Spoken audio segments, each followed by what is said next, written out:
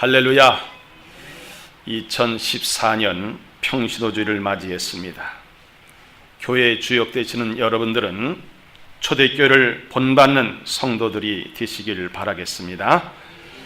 세속화되어가고 무너져간 한국교회를 다시 세우는 영적 재건자가 되는 귀한 결단의 시간이 되시길 바랍니다. 그래서 오늘 설교 제목을 초대교회 성도를 본받자로 정했습니다. 그럼 초대교회 성도들의 모범적인 모습은 어떠했는가를 먼저 살펴보며 함께 은혜를 나누고자 합니다. 초대교회 성도들은 사도들의 말씀의 가르침을 잘 받았습니다. 하나님의 말씀을 들을 때 초대교회 성도들은 아멘으로 화답하였습니다. 오순절 성령 강림을 통해서 성령 충만한 베드로는 견딜 수 없어서 유대인들에게 메시아 예수를 전했습니다. 유대인들이 그렇게도 기다렸던 메시아를 유대인들이 십자가에 못 박아 죽였다는 사실을 전했을 때 그들은 그 말을 듣고 마음에 찔려서 베드로와 다른 사도들에게 물어 이르되 형제들아 우리가 어찌할까 하거늘. 여러분, 하나님의 말씀을 들을 때 죄가 드러나고 잘못이 드러나고 찔림을 받는 역사가 나타날 때에 그것이 바로 은혜라는 사실을 아시기 바랍니다. 그들은 그래서 사도들의 가르침을 잘 받고 서로 교제하며 떡을 떼며 오로지 기도하기에 힘썼다고 기록이 되고 있습니다. 고넬료는 이방인이었습니다. 하나님의 말씀을 얼마나 듣고 싶은지 베드로를 초청했습니다. 그때는 베드로가 고넬료를 찾아왔습니다. 그때 고넬료가 이렇게 말합니다. 내가 곧 당신에게 사람을 보내었는데 오셨으니 잘하였나이다. 이제 우리는 주께서 당신에게 명하신 모든 것을 듣고자 하여 다 하나님 앞에 있나이다. 말씀을 듣는 이 시간은 여러분이 하나님 앞에 있다는 사실을 아시길 바랍니다. 바울은 믿음이 어떻게 생기는가를 로마서 10장에서 이렇게 기록하고 있습니다. 그러므로 믿음은 들음에서 나며 들음은 그리스도의 말씀으로 말미암느니라 그랬습니다. 예수님은 산에서도 빈들에서도 호숫가에서도 성전에서도 회당에서도 천국 복음을 전파하셨습니다. 그 복음을 듣는 수많은 사람들이 놀랐습니다. 그리고 마음에 평안을 얻고 모든 질병을 치료받고 그리고 천국의 소망을 갖게 되었습니다. 2000년 전 초대교회 성도들은 하나님의 말씀을 듣는 일에 열심히 있었습니다. 오늘도 성경 말씀을 읽고 묵상하며 설교를 잘 듣는 사람이 복받은 사람이라는 사실을 아시길 바랍니다. 또 초대교회 성도들은 회개했습니다. 아담 이래 인간 모두는 죄인들입니다.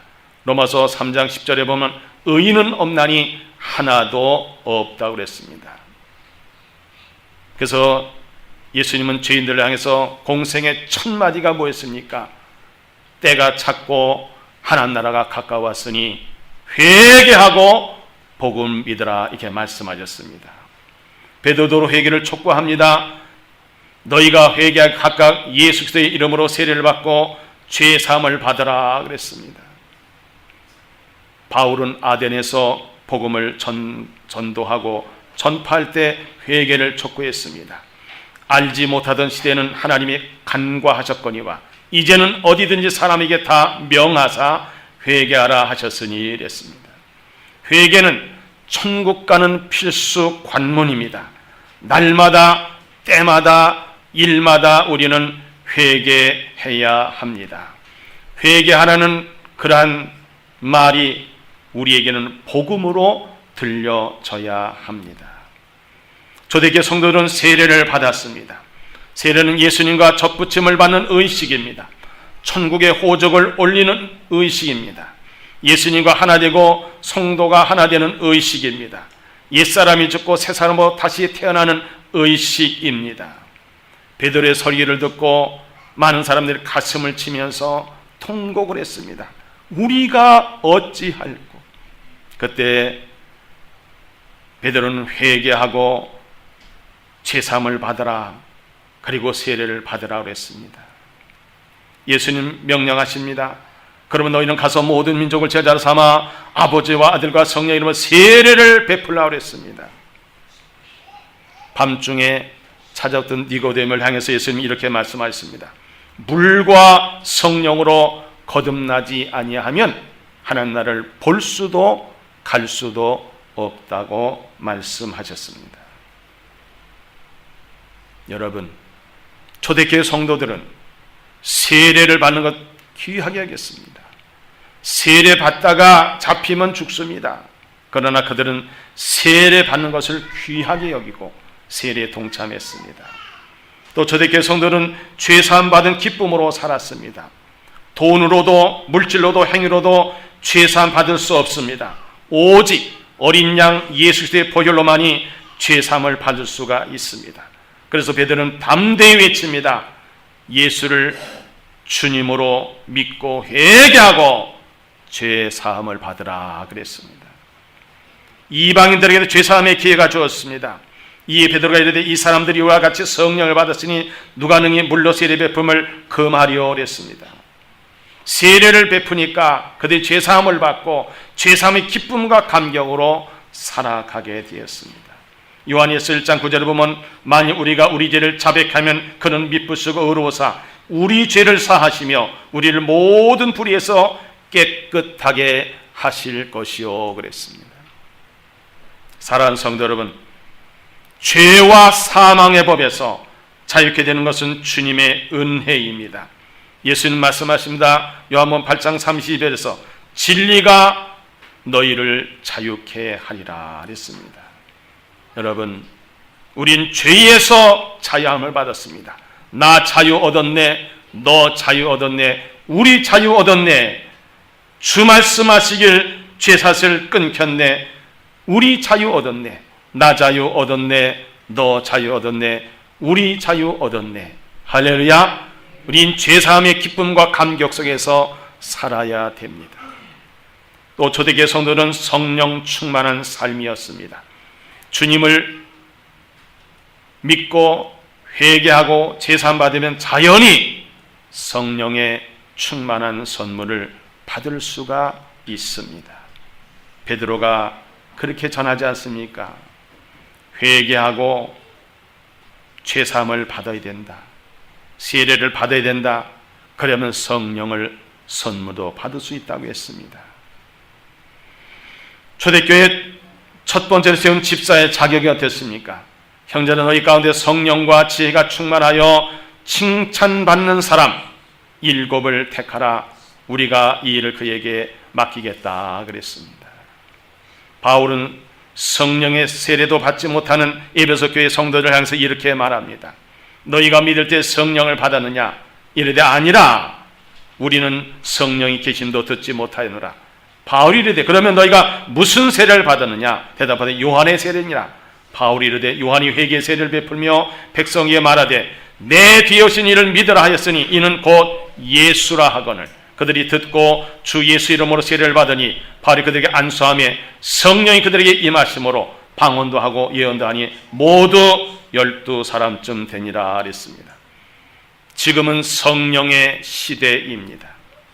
성령의 임재와 성령의 내주하시도록 말씀과 기도, 회개, 죄사함의 과정을 날마다 거쳐야 합니다.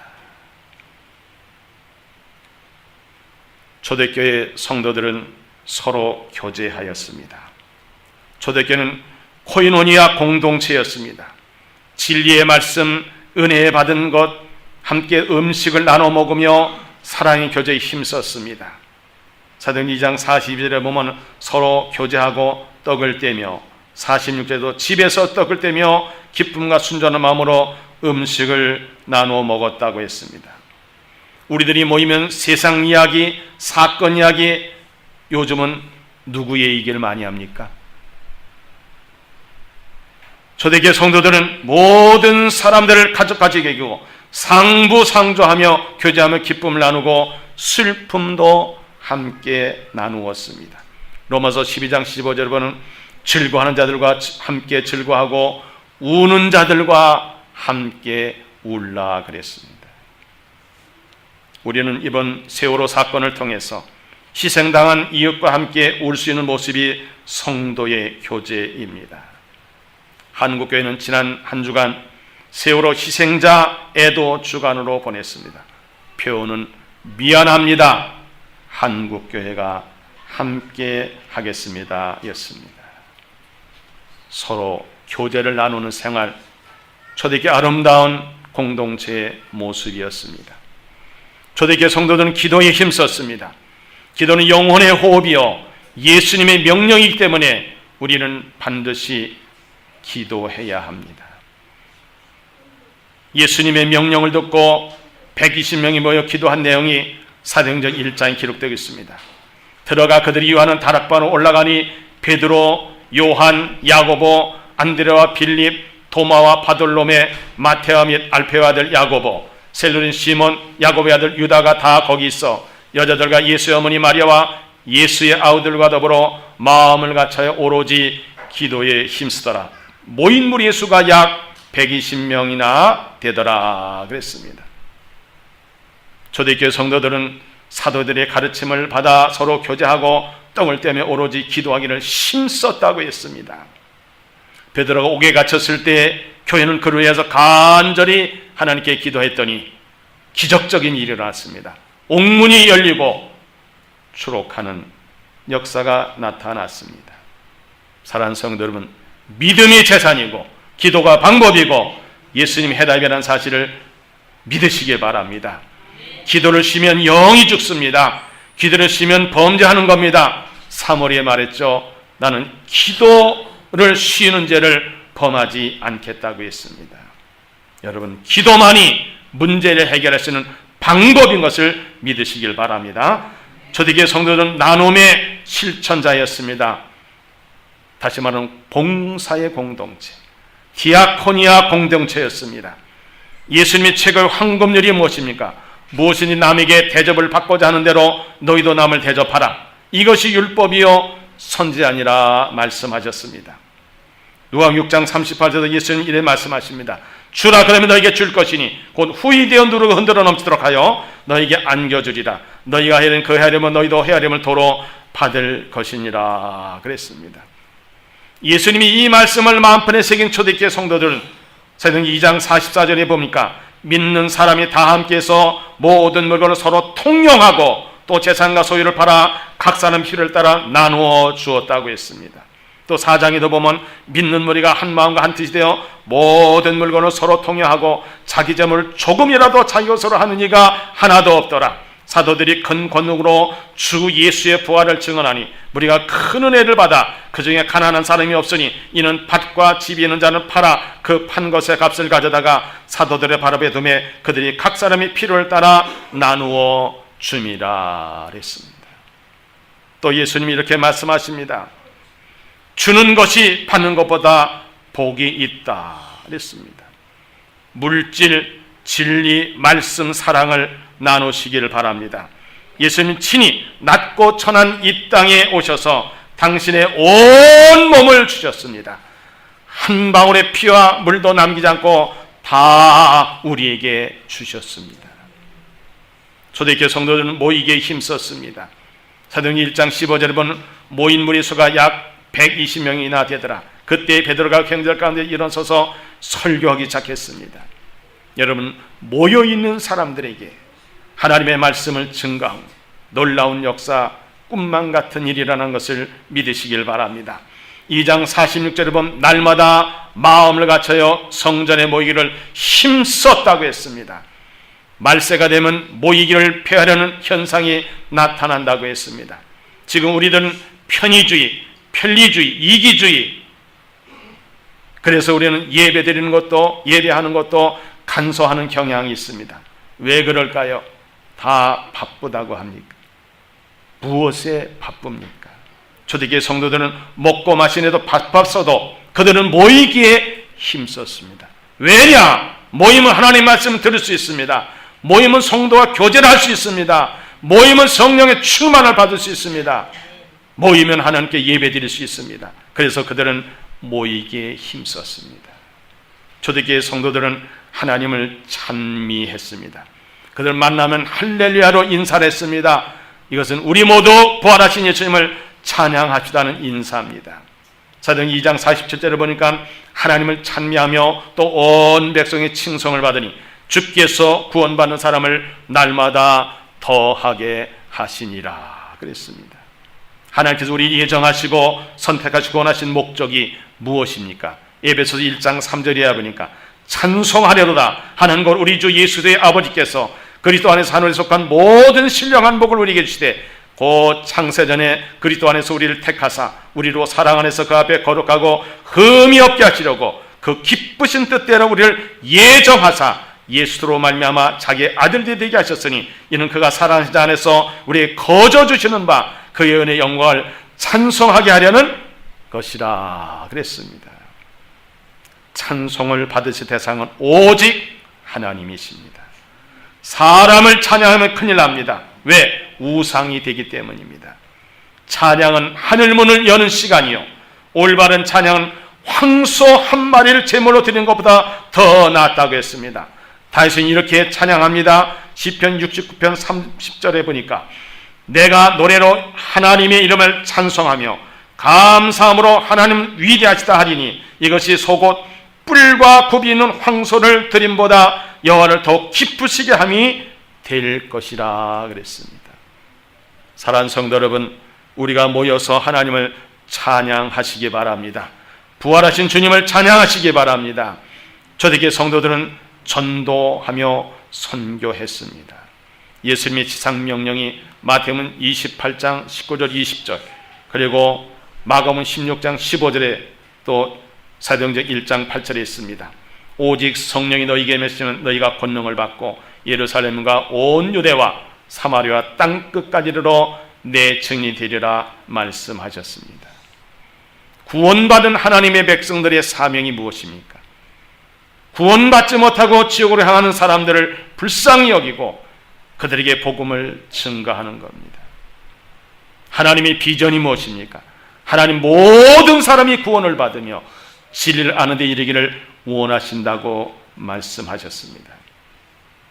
죄 많은 사마리아 여인은 우물가에서 예수님을 만나 이야기하다가 예수님이 바로 메시아라는 사실을 알고 그는 물동이를 버려두고 동네에 들어가서 사람들에게 말했습니다. 내가 행한 모든 일을 내게 말한 사람은 와서 보라. 이는 그리스도가 아니냐 하니 그들이 동네에서 나와 예수께로 오면서 수많은 사람들이 예수를 믿게 되었다 그랬습니다. 최초의 사마리아적의 전도자가 되었습니다. 예루살렘 교회가 바나바를 안디옥으로 파송합니다. 또 안디옥 교회는 선교사 파송식을 합니다. 안디옥 교회 선자들과 교사들이 있으니 곧 바나바와 니그레라 하는 시몬과 구레네 사람 루게와 분봉왕 헤롯의 젖동생 마나임과 및 사울이라.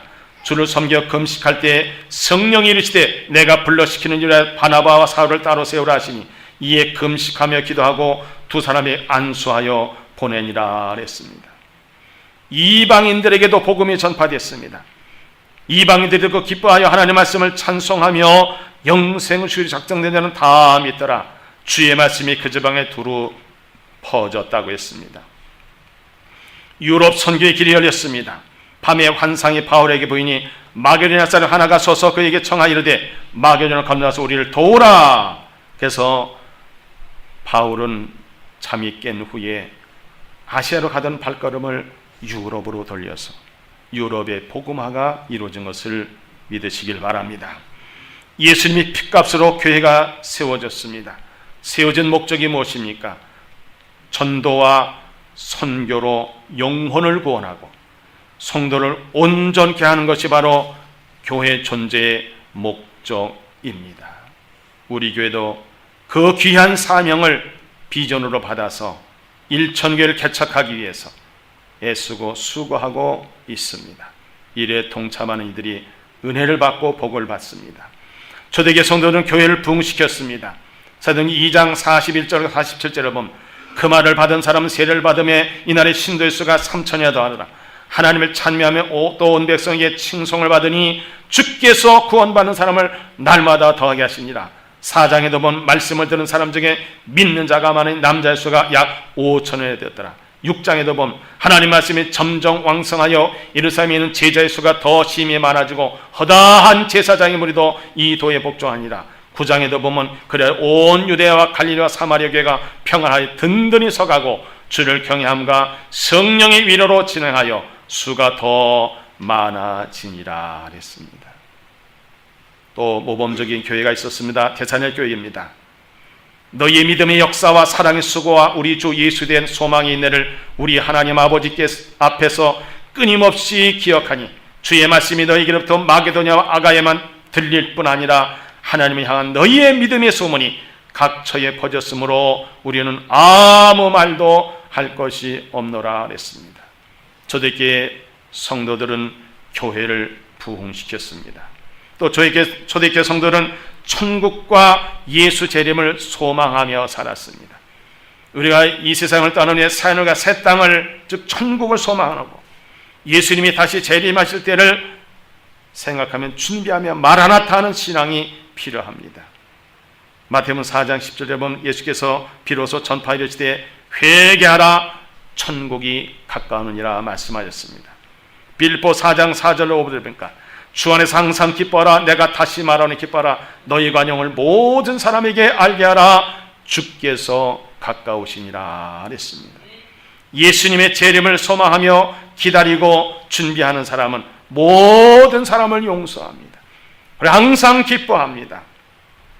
초대교회 성도들은 또 이런 신앙을 갖습니다. 계시록 22장 20절에 보니까 내가 진실로 속히 오리라 하시거늘 아멘 주 예수여 오시옵소서.